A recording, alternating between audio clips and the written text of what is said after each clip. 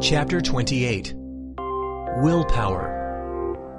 The great work is, first of all, the creation of the true human being by dint of our will, based on conscious labors and voluntary sufferings. The great work is the inner conquest of oneself, of our true liberty in God. Therefore, if in reality we want the perfect emancipation of our willpower, we need, with a maximum and unavoidable urgency, to disintegrate all those eyes that live in our interior.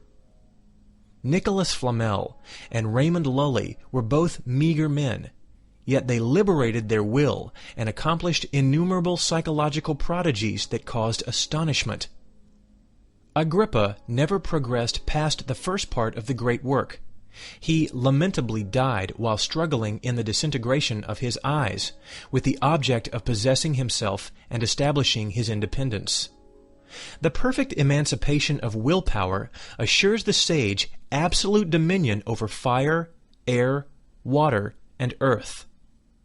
The assertion of our former paragraphs, in relation with the sovereign might of the emancipated willpower, may seem exaggerated to many students of contemporary psychology.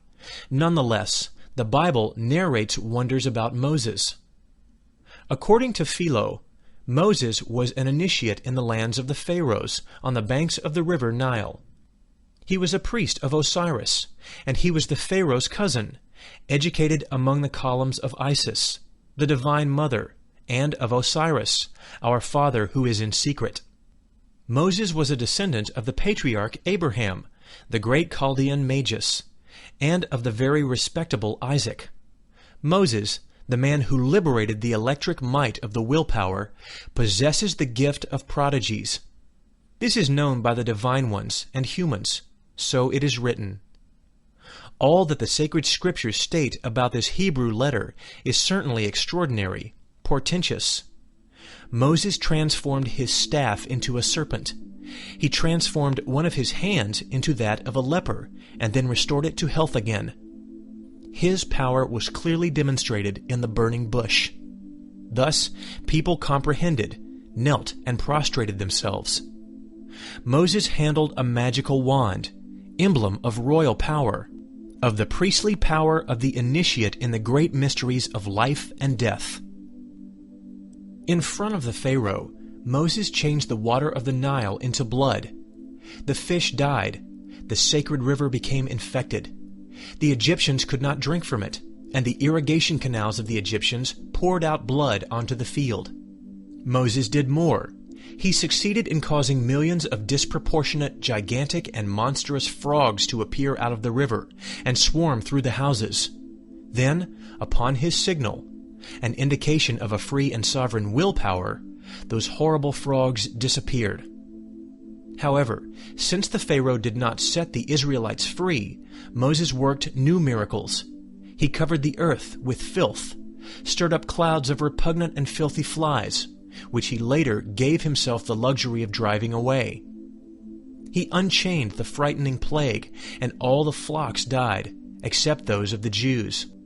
He took ashes from the furnace, states the sacred scriptures, threw them into the air, and they fell on the Egyptians, causing them pustules and boils. Putting forth his famous magical wand, Moses caused a hailstorm from heaven, which mercilessly destroyed and killed. Next, he caused the fiery lightning bolt to strike. The terrifying thunder roared, and it rained horribly. Then, with a signal, everything returned to calm. However, the Pharaoh continued to be inflexible. Moses, with a tremendous strike of his magical wand, as if by magic, caused clouds of locusts to appear. Then darkness came. Another strike of the wand, and all returned to its original order. The end of that biblical drama of the Old Testament is very well known. Jehovah intervened, causing the firstborn of the Egyptians to die, and the Pharaoh had no other choice but to let the Hebrews leave. Next, Moses made use of his magical wand to separate the waters of the Red Sea and to cross it with dry feet. When the Egyptian soldiers threw themselves in pursuit of the Israelites, Moses, with a signal, caused the waters to close again, swallowing the followers. Unquestionably, on reading this, many pseudo-occultists wish they could do the same and have the same powers of Moses. However, this is more than impossible as long as the willpower continues to be bottled up in each and every one of those eyes which we carry within the different depths of our psyche. The essence engrossed in the myself is the genie Aladdin's lamp, wishing for liberty. Once the genie is free, he can accomplish miracles. The essence is conscious willpower, unfortunately processing itself in virtue of our own conditioning. When our willpower is liberated, then it blends or fuses itself with the universal willpower. Thus, as an outcome of this, when integrated like this, our willpower becomes sovereign. The individual willpower, fused with the universal willpower, can accomplish all the miracles of Moses. There are 3 types of actions. 1. Those which correspond to the law of accidents. 2. Those which belong to the law of recurrence, actions always repeated in each existence. 3. Actions which are intentionally determined by the conscious willpower. Unquestionably, only persons who have liberated their willpower through the death of the myself shall be able to accomplish new acts born from their free willpower.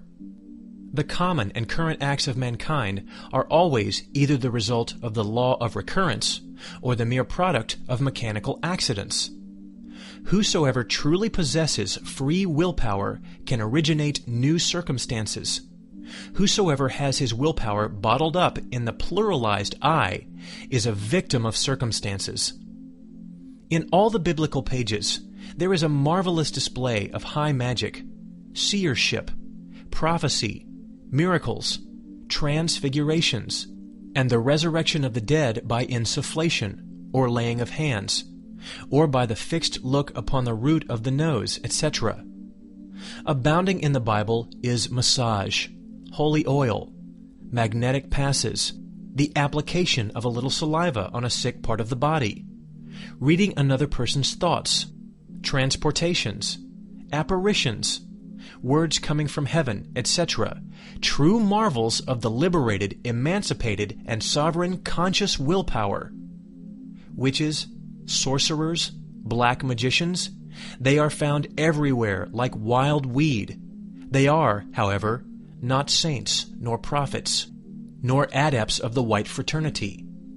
No one can arrive at real illumination, nor exercise the absolute priesthood of the conscious willpower, if he has not first died radically in himself, here and now. Many people write us frequently complaining of not possessing illumination, asking for powers, demanding clues that shall convert them into magicians, etc., but they never become interested in observing and knowing themselves, or in disintegrating those psychic aggregates, those eyes within which the willpower, the essence, is absorbed. Persons like that are obviously condemned to failure.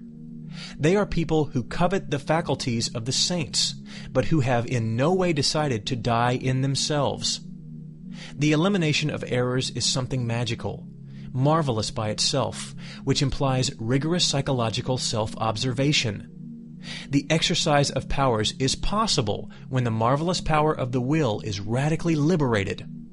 Unfortunately, since the willpower of people is absorbed in each eye, obviously their willpower is divided into multiple wills that process themselves in virtue of their own conditioning. It is clear to comprehend that each eye possesses its own particular, unconscious will. The innumerable wills engrossed in the eyes frequently clash with each other, making them impotent, weak, miserable, victims of circumstance, incapable due to that reason. This audiobook has been broken into multiple parts to make the download faster. You have reached the end of this section, but not the end of the complete audiobook. Please check your library for the next section of this audiobook.